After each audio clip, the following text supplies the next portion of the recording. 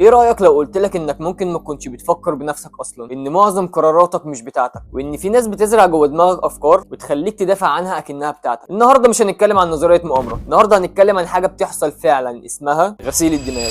اكشن. ازيك كله بونو بونو؟ خليني اسالك سؤال بسيط، ليه فجأة الناس كلها بتلبس نفس الحاجة؟ ليه كل الناس بتفكر بنفس الطريقة؟ ليه في ترند بيخلي الناس كلها تتصرف نفس التصرف؟ هقول لك مثال صغير. واحد كان شايف النجاح هو الاستقرار، فتح السوشيال ميديا بقى شايف ان النجاح يعني فلوس سريعة، شهرة، لايف ستايل معين. هو اختار ده ولا اتزرع فيه؟ بص، غسيل الدماغ مش زي ما انت فاكر بيتعمل في اوضه ضلمه وكده، دي حاجه بتحصل في 3 اماكن كل يوم. اول مكان الاعلام، وده مش بيقول لك تفكر ازاي، ده بيخليك تحس ايه. تاني مكان السوشيال ميديا، ودي مش بتعرض لك الحقيقه، دي بتعرض لك اللي تخليك تقعد اكتر عليها. تالت مكان بقى الناس اللي حواليك، ودول افكارهم بتبقى زي الفيروس. بس استنى هديك مفاجاه، غسيل الدماغ مش بس بيغير افكارك، هو بيغير هويتك كلها. زي شخص كان بيحب نفسه جدا بدا يقارن نفسه بكل حاجه، بقى حاسس انه مش كفايه طول الوقت. وده ليه؟ عشان يتعرض لرساله واحده متكرره، انت مش كفايه. طب ايه هي اليات غسيل الدماغ؟ ركز معايا بقى عشان ده اهم جزء في الفيديو. اول حاجه التكرار. اي فكره لو اتكررت كتير دماغك بيصدقها، مش مهم الحقيقه، المهم عدد المرات. زي واحد بيفتح السوشيال ميديا كل يوم يشوف نفس الرساله بشكل مختلف، الفلوس السريعه يعني النجاح، يشوف فيديو شاب مع عربيه جامده جدا، فيديو حد بيقبض بالدولار، فيديو سيب الشغل واشتغل اونلاين. بعد 100 مره مش بس هو اقتنع،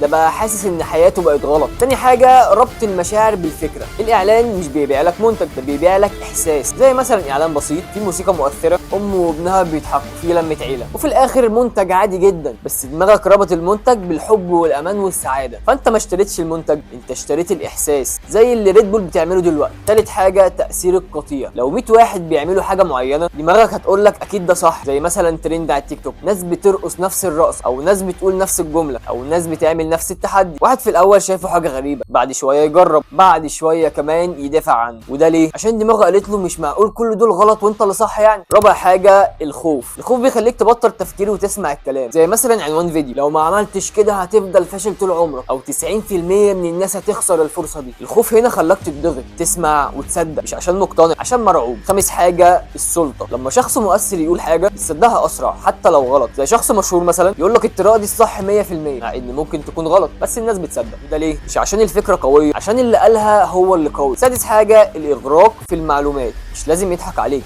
بس كفايه يدوخك، يديلك كميه معلومات ضخمه تخليك مش عارف الصح من الغلط. وفي اللحظه دي دماغك بتستسلم لاي فكره جاهزه. زي مثلا واحد عايز يخس فيلاقي فيديو يقول لك كيتو، فيديو تاني يقول لك صيام، فيديو تالت يقول لك نباتي. بعد شويه دماغه باظت، فيجي حد يقول له اعمل كده، خلاص يقول له تمام، مش عشان هو مقتنع، عشان هو مرهق من كل الافكار اللي ظهرت قدام. سابع حاجه ربط الهويه بالفكره. لما الفكره تبقى جزء من هويتك استحاله تسيبها. مش هقول لك ان الفكره غلط، هتحس ان انت اللي غلط. زي مثلا شخص شايف ان شغل 12 ساعه كل يوم ده هيوصلك للنجاح، لو قلت له ان ده غلط ومؤذي هيحس انك بتهاجمه هو مش الفكره، فيبدا يدافع حتى لو بيتاذي. فالموضوع هنا مش ان حد بيضحك عليك، الموضوع ان كل حاجه حواليك بتحاول تشكلك. فانت مش بس بتغسل دماغك، ده كمان بتشارك في غسيل دماغ غيرك. كل مره تشارك بوست، كل مره تعيد فكره، طب تنقل العدوى. طب تحل الموضوع ده ازاي؟ اول حاجه اسال نفسك مين المستفيد. اي فكره توصل لك اسال مين عايزني اصدق الكلام ده. تاني حاجه قلل التعرض، يعني مش كل حاجه لازم تشوفها. تالت حاجه راقب افكارك، مش كل فكره في دماغك بتاعتك. رابع حاجه خالف القطيع شويه، مش عشان كله ماشي فتمشي معاهم. خامس حاجه